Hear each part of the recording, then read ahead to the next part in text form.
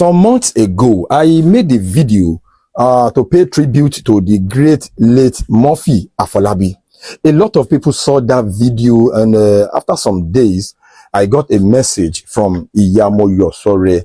Moyosore is one of late Muffy Afolabi's daughters. The last time I saw him was on Ramadan Day, which was 2023. The same year he died.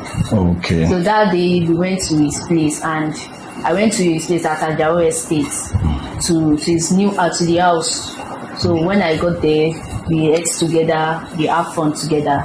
So I think it was that day he left the house. He traveled that day. Okay. So since then I didn't see him. Not until I heard of it, the demise on Sunday. He has done so many things and he made so many promises to me. But since death came, I know that his spirit will lead me through. I decided to pay them a visit to check up on them to see how they are doing. Yoruba will say, "Adiye okinku kadeyin enu." For those of you that have not seen that video I'm talking about, let me give you a little recap of that video I am talking about. See, in the industry, Said Balogun is my official boss. Muffy Afolabi is my industry boss. Because Obi Koto Nwoni. At the beginning of my career, yeah, Muffy Afolabi was the first person that gave a production manager my number.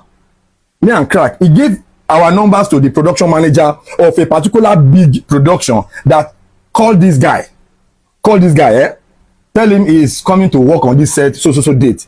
Ẹni tó bá sọ pé Muffy ò help òun rí one way or the other tó jẹ́ celebrity ńlá ní industry wa lẹ́ni irọ́ ló ń pa. Irọ́ ńlá ló ń pa. Muffy Afolabi ni ọkùnrin tó máa ń sun rárá fún ọkùnrin ẹgbẹ́ tí kò sí nǹkan kan tó fẹ́, like ọkùnrin tó ń sun rárá fún ọkùnrin ẹgbẹ́ akọ́ṣẹ́ ló ń ṣe. Muffy Afolabi ló máa help ọkùnrin ẹgbẹ́ without even expecting a dime or a thing. Ẹ káàbọ̀ sí orí ètò Nollywood Unscripted pẹ̀lú Jeff Owolewa. Lórí ètò lẹ́nìí, I have in the building one of great late Muffy Afolabi's children. I'm talking about no other person but Moyosore Afolabi and her beautiful mother. Ẹ jẹ́ ká meet yín. Káàbọ̀. Aki gbogbo ara lé. Orúkọ tèmi ni Ọmọkẹ́yẹ Olúwaṣeun. My name is Moyosore Afolabi.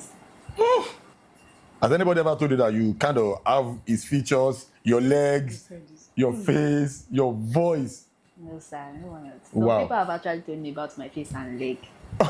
But the voice? No. And I'm telling you the voice now. Yes. You one-on-one. Thank you, sir. Mommy, ẹ jọ̀ọ́, ẹ jẹ́ ká bẹ̀rẹ̀ láti ọ̀dọ̀ títí yín. Báwo ni ẹ ṣe ń ṣe láti ìgbà tí ìṣẹ̀lẹ̀ yìí ti ṣẹlẹ̀? Báwo lẹ ṣe ń kó? You know, it's not easy. Gbogbo ara wọn bó ṣe ń lọ.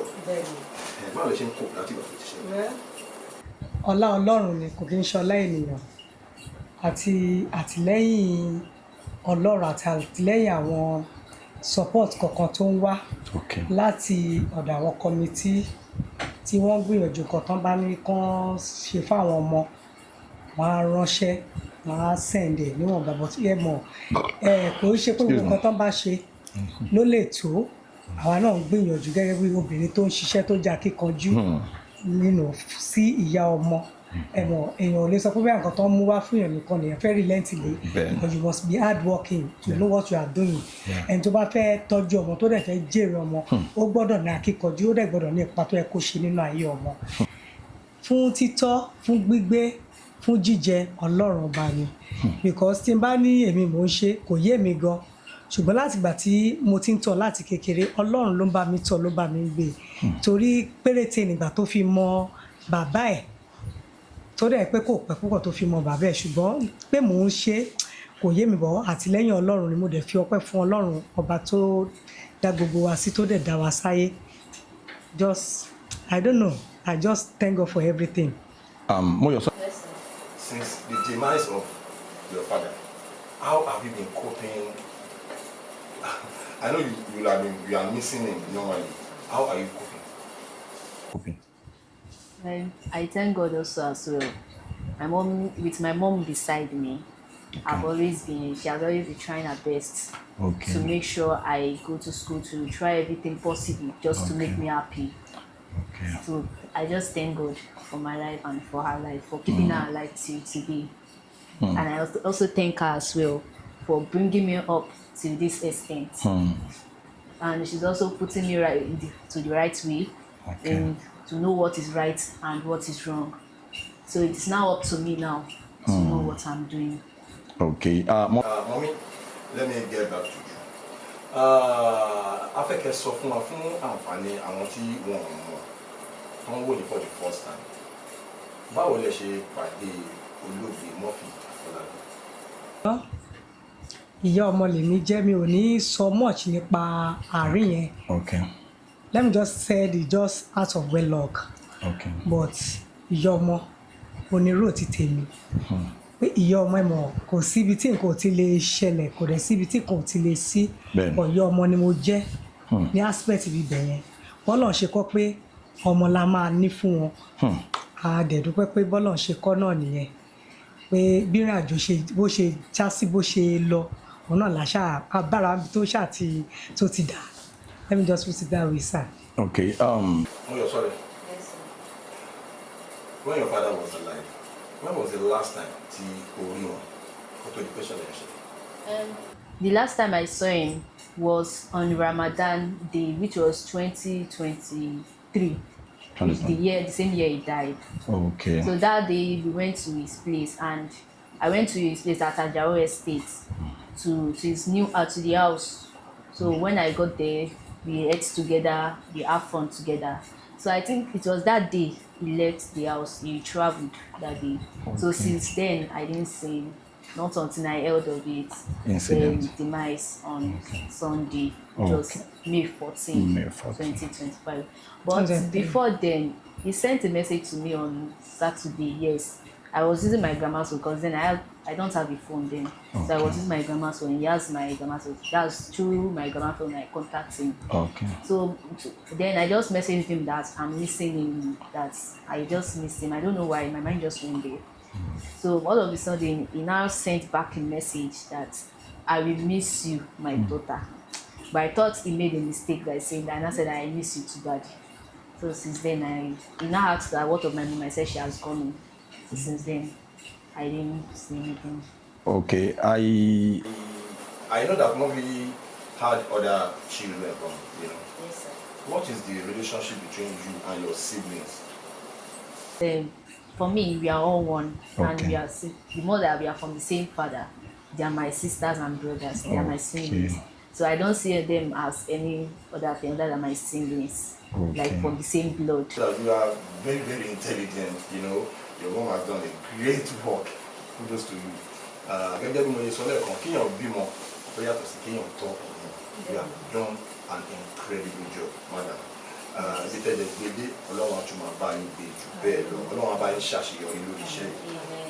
Then nǹkan mo fẹ́ béèrè next mo ní wípé ṣẹ́tìrí Yorùbá máa ń sọ pé igi tó tọ́ kò kí ń pẹ́ nígbó. Ìwé mímọ́ dẹ̀ sọ wípé a mú olódodo lọ síwájú ọjọ́ ìbí.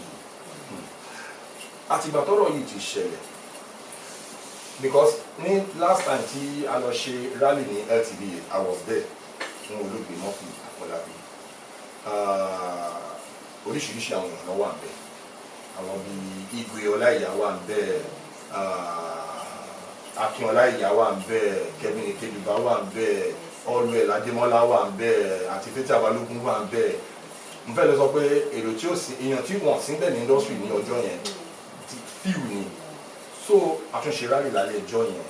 Then lára àwọn kan tí wọ́n sọ ní rally ní ọjọ́ yẹn òun ni wípé wọ́n máa ṣe oríṣiríṣi support, wọ́n máa help, especially wọ́n máa help àwọn ọmọ tí wọ́n fi ilẹ̀. Àwọn MC Olúọmọ wọ́n he made a lot of promises, and even Igwe Ọláìyá wọ́n jẹ́ kó yé wa pé gbogbo ipá táwọn bá lè sà lórí báwọn ọmọ yẹn ṣe máa ọ̀rọ̀ school wọn, upkeep wọn, everything làwọn máa mójútó.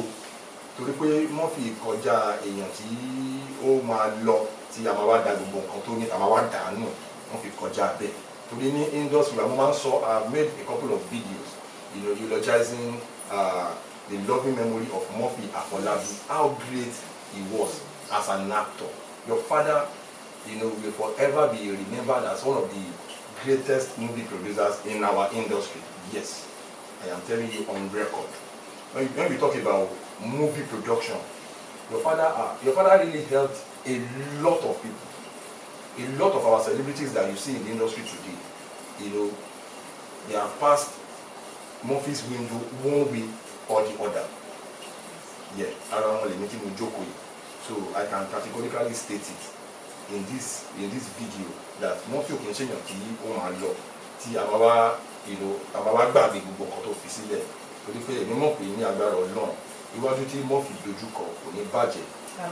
Ẹ̀yìn tí Muffy dẹ̀ filẹ̀ náà gbogbo àwọn ọmọ tó filẹ̀ àbùkù ní kàn ìyàwó dẹ̀ ní jẹ wọ́n lágbára Ọlọ́run.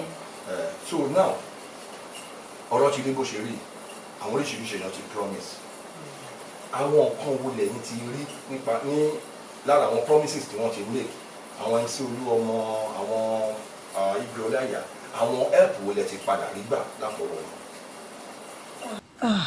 Well, wọ́n lè máa ṣe help káwa máa mọ̀ reason tí mo fi sọ pé wọ́n lè máa ṣe help ká máa mọ̀ ni wípé nǹkan táwa mọ̀ tó wọ̀n sí èmi tí mo jẹ́ ìyá Moyọ̀ ni wípé àwọn committee kan wà tó jẹ́ ìgbìmọ̀ anything tó ń bá ṣe lára ara wọn wọ́n máa contact family àwọn Muffy kọ́ family àwọn olóògbé wọ́n á dẹ̀ contact àwọn ayọ̀ ọmọ torí àwọn ayọ̀ ọmọ náà á ní platform tí àwọn ẹbí fi ń bá wa sọ̀rọ̀ anything tó ń bá release fún wọn máa ṣàlàyé fún àwọn ẹbí náà dẹ̀ ṣàlàyé fún wa but n táwọn mọ̀ pé gbogbo èèyàn sọ pé promise táwọn fẹ́ ṣe bí wọ́n ti mú ṣe àti rí to me mi ò tí ì rí gbogbo promise táwọn èèyàn sọ pé àwọn fẹ́ ṣe as a support àti rí because àwọn ọmọ ẹ̀ sì kéré even mi wà tó yẹ pé yes tó sì kéré dáadáa tí ò tiẹ̀ mọ nǹkan tó ṣẹlẹ̀ sẹ́yìn tó pé àwa tá a jẹ́ ìyá gan la ṣe ń jẹ́ káwọn ọmọ máa mọ many things ṣe understand but promise èmi kàn fẹ́ rọ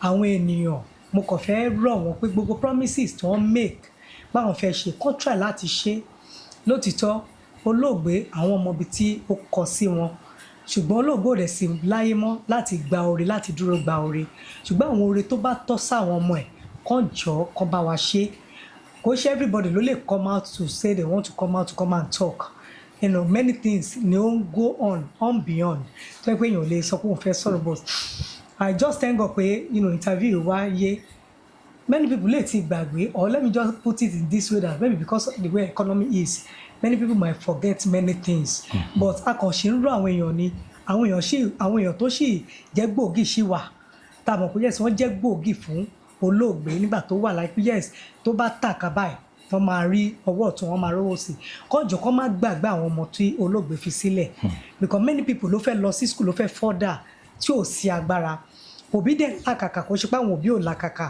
but ìgbìyànjú yẹn ò tí ì yọ bó ṣe yẹ kó yọ káwọn èèyàn jọ kán try láti mú promises wọn kán try láti mú ṣẹ fún àwọn ọmọ olóògbé that's the only way things I can just put on.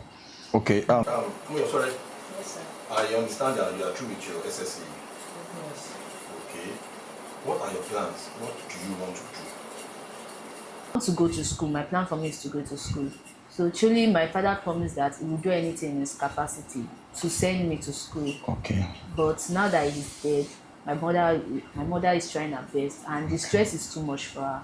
Okay. So I want to go to school and become a graduate and come out in flying colors. Wow. So that when my father did not get to, we the children of his children will get there and will still pass there. Wow. Wow. We wish to become successful. Amen. Amen. Okay. You wish to further your education. What course are you looking at? I'm going for theater arts. Wow. That you want to become an actress? Yes, sir. Whoa. Okay, what gave you that inspiration? Now I want to know. No, before I knew my father, actually, I had the passion for acting right from the beginning. Even in my school, I used to join them to act drama.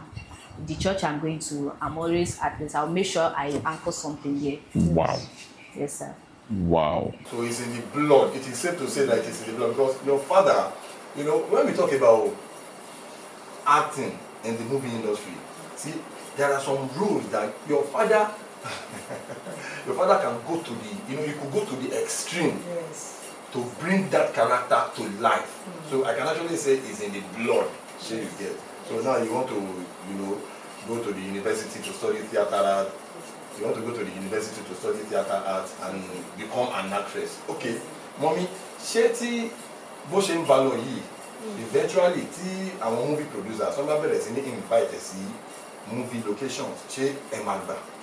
Mo máa gbà because kí n má parọ́ torí mi sí lémi ò nífẹ̀ẹ́ sí tẹ́lẹ̀, but he used to talk to me, you know, as a mother, that mommy ẹ jẹ́ kí n ṣe nǹkan tó wá láti ìfẹ́ mi, láti ọkàn mi tí mo fẹ́ ṣe, ẹ má ṣì mí lọ́kàn, nítorí tí òun bá ní pé nǹkan tí mo fẹ́ kí òun ṣe lòun lọ ṣe, tóun bá ṣe pé torí pé ẹ sọ̀rọ̀ nǹkan òun lè má mú result tó máa good jáde, but nǹkan tó wá láti ọkàn òun tóun fẹ́ ṣe, tóun ní passion fún, kí n jọ kí n gbọ́ òun láyè pé kóun ṣe, mo dẹ̀ sọ pé okay, mo accept nǹkan tó bá fẹ́, mo dẹ̀ máa ń fi àdúrà ràn lọ́wọ́, torí àti tender age ló ti máa ń sọ fún mi, even nínú ilé ó kàn lè, mo lè má sí ilé mi láti lọ bí iṣẹ́, mo kàn lè rí pé wọ́n ti ṣe many things, kàn ti jù sí social media, àwọn colleague ló máa ní ọ̀rọ̀ ọmọ ẹni mà ní mi ò sí ilé, kí ló ṣẹlẹ̀, wọ́n ní kí n túwò wọn ní bó máa ṣe mọ tiẹ̀ ṣe náà nìyẹn, nǹkan tó máa sọ pé òun fẹ́ ṣe nìyẹn, but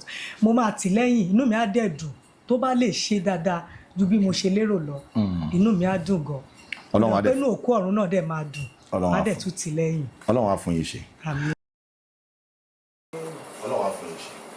Now mo fẹ́ sọ on record, ẹ ti gbọ́ látẹnu wọn, Mọ́yọ̀sọ́rẹ́ Afọlábí, ọmọ olóògbé Muffy Afolabi, ó sọ wípé òun fẹ́ further education òun, gbogbo wa la dẹ̀ ti gbọ́ nǹkan tí mọ́mì ẹ̀ náà sọ, ṣé mọ̀ pé àjèjì ọwọ́ kan kò gbé ẹrù dórí, tó bá ti ń di ọ̀rọ̀ education, gbogbo wa la mọ̀ bí ó ṣe rí ní ìlú tàwa, ẹ jọ ẹ̀yin ará ilé, mo máa paste account details wọn sí inú caption post yìí, ẹ jọ ọmọ Muffy Afolabi òun ló jókòó yìí, kan lára àwọn ọmọ Muffy Afolabi ló jókòó yìí, ó dẹ̀ ti sọ wípé òun fẹ́ further education òun, wọ́n need the help, you know. Now I'm addressing the well-meaning Nigerians now, please, we need your support for them, especially for Mọ́yọ̀sọ́rẹ́ Afọlábí, gbogbo nǹkan tẹ́ bá lè ṣe láti rí wípé wọ́n get the needed support fún láti further education ẹ̀,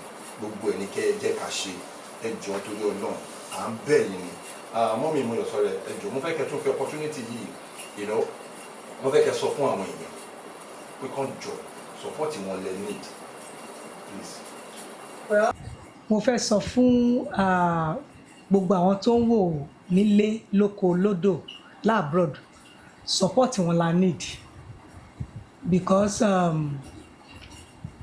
tí wọ́n bá wo ojúdà ti tèmi tẹ́lẹ̀, mi ò fẹ́ kó school ní Nàìjíríà, gbogbo nǹkan ni mo ti take as steps tẹ́lẹ̀ kó tó di pé olóògbé gan máa kú, tí mo ti passport everything ló wà intact, international passport gbogbo everything ló wà intact, tàtúnṣe renew kí kólóògbé tó kú àti lọ renew gbàtọ́ kú mo ṣe lọ gbà á, àti plan pé kó tẹ̀ lọ school outside the country.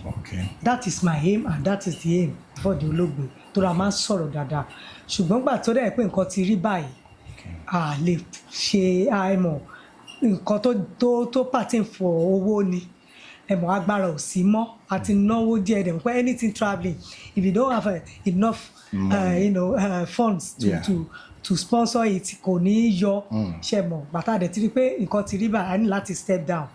Mo dẹ̀ fẹ́ pé tó bá jẹ́ Nàìjíríà náà ṣì ni, well, it's well and good, but support la need láti àwọn tó wọ́n mọ̀ pé ó yẹ káwọn ṣe oore, láti ran àwọn ọmọ olóògbé lọ́wọ́ gẹ́gẹ́ bí Mọ́yọ̀sọ́rẹ́ Afọlábí, because ó ní passion láti kàwé, ó dẹ̀ ní passion láti ṣe iṣẹ́ bàbá ẹ̀ náà, dẹ̀ ní passion láti tì lẹ́yìn, láti sìn débi tó jẹ́ pé ẹ̀rọ ti níbà, kọ́lọ́run dẹ̀ bá mi tì lẹ́yìn láti débi tí I wish pé láti pé kó dé.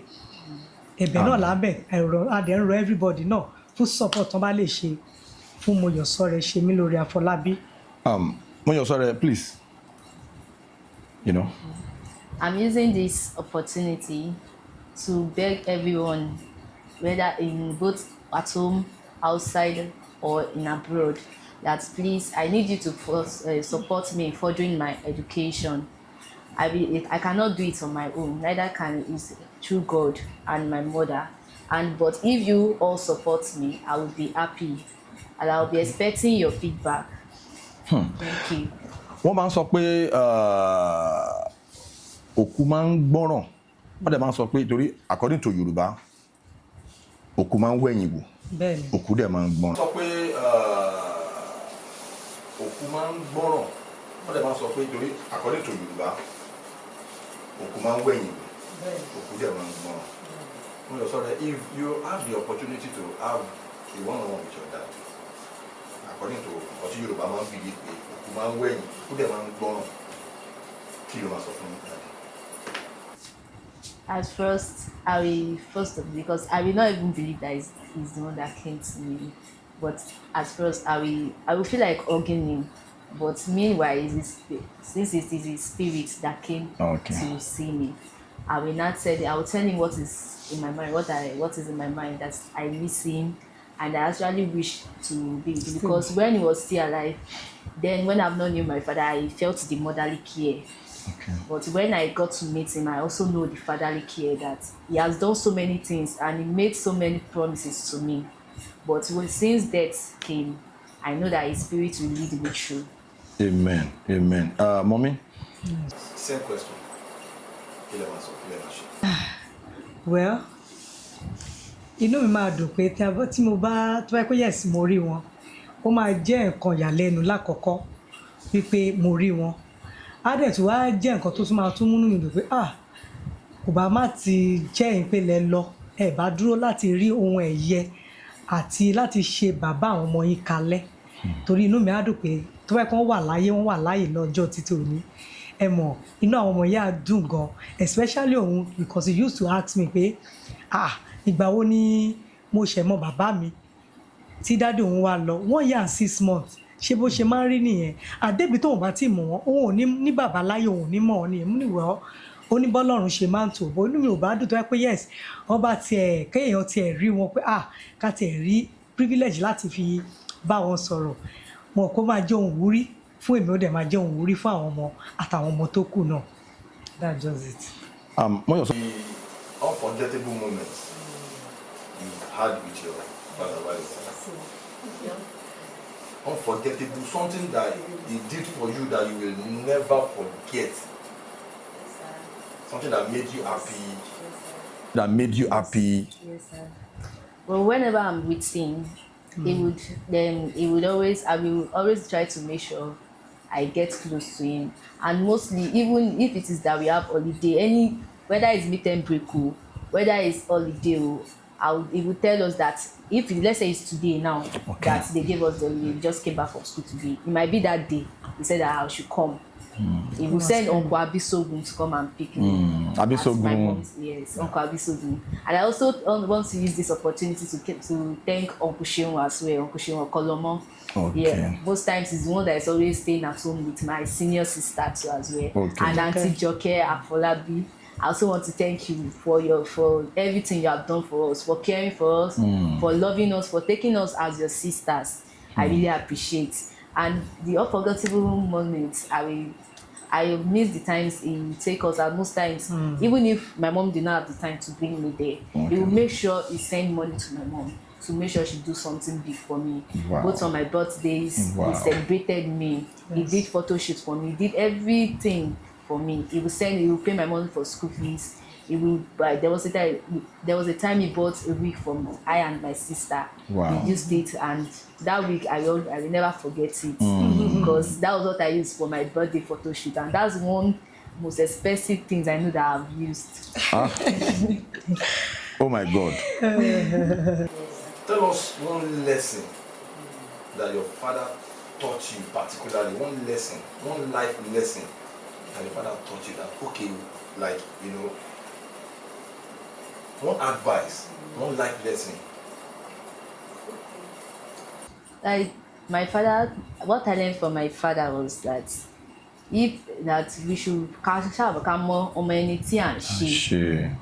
Because like my mother always says, death might come at any time. So we should know what we are doing, whether we are in someone's place or we go out or anywhere we are, we should know what we are doing. We should not follow bad friends that will influence us, because anything can happen at any time. It's God that owns our life. Yes. That is what my mother always said, and that's the advice I get from my mother as well. Okay. Wow.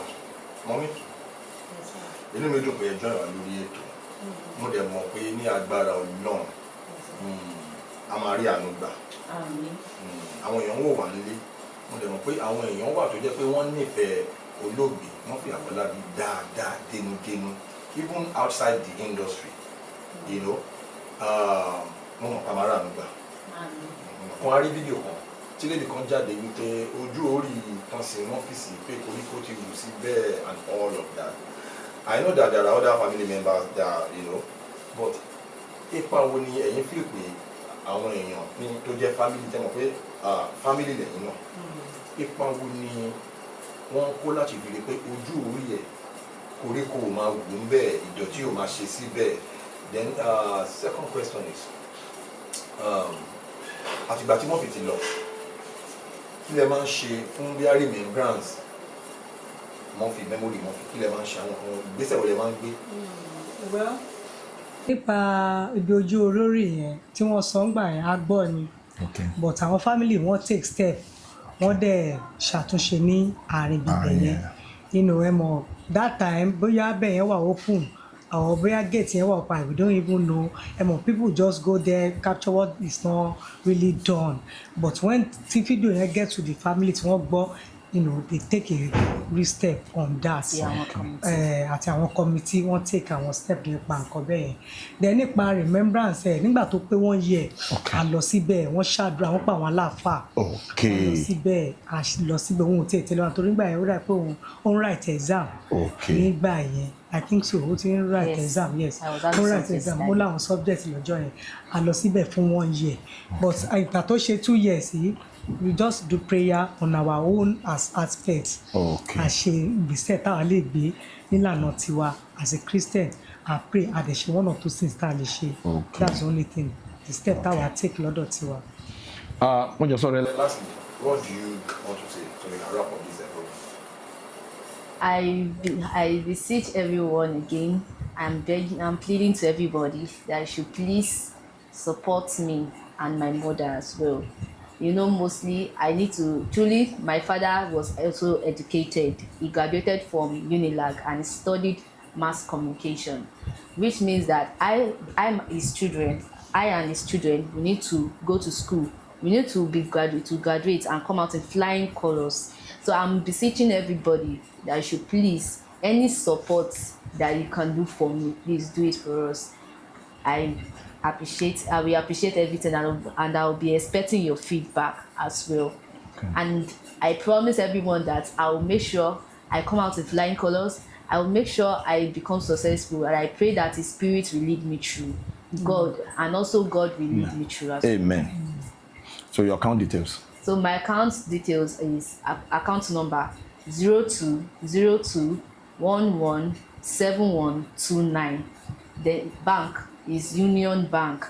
Then the name you will see is Moyosore Afolabi.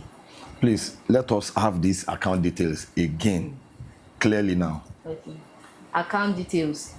Account number 0202117129. The bank Union Bank. Name Moyosore Afolabi. This medium, because this platform is far. So now use this opportunity to address the producers, movie producers, that you are available. Anytime they want to call you for job, they can call you. I'm using this opportunity as well to address all the movie producers and all the actors and actresses in Nigeria and in abroad. That Moyosore, I want to go for theatre arts in school, and because I know I had the passion for acting. So in case anything, if you want to act, you can just call on me. I will drop my number. My number is 070-433-94786. That's my number. If you can call on me at any time, I will answer you. Okay, mommy. kí lẹ fẹ́ ọ̀rọ̀ gbìyànjú wọlé fẹ́ sọ fáwọn tó ń wò wá nínú ilé. adúpẹ́ a kí gbogbo àwọn tó ń wò wá lókè lódò lágbàáyé pé wọ́n kú ìtẹ́tígbọ́ ìwọ̀nba nǹkan tá a mú wá tá a wá sọ mo nígbàgbọ́ wípé ìwọ̀nba nǹkan tá a sọ náà ẹ ti gbọ́ ẹ dẹ̀ ti understand a dẹ̀ mọ̀ pé a máa rí èsì ayọ̀ a dẹ̀ dúpẹ́ lọ́wọ́ gbogbo yín pátá àwọn tó ń wò wá lókèrè labroad home and everywhere pé wọ́n kú ìgbìyànjú wọ́n dẹ̀ kú ìfẹ́ tí wọ́n ní sí àwọn ọmọ olóògbé Muffy Afolabi ẹ ṣé púpọ̀. ẹ̀yin tí wà nílé you have come to the end of this show today you have heard it all. Mọ́yọ̀sọ́rẹ́ Afolabi àti ìyá Mọ́yọ̀sọ́rẹ́ Afolabi wọ́n ti sọ fún wa both of them have told us their plans, their aims and objectives for Mọ́yọ̀sọ́rẹ́ to further her education. That being said, you know that education in Nigeria, there is nothing you can do about it if you don't have money. So they need your support. They need your adequate support. And through the love you had for our father, I know you guys will come through for them. Please, thank you so much. Till I come your way next time on the same channel, please do not forget to subscribe to this channel, Jeff Owolewa TV. I will see you on the other side. God bless you for watching, and God bless you for dropping those beautiful comments. I will be waiting for you guys to drop your comments. Bye.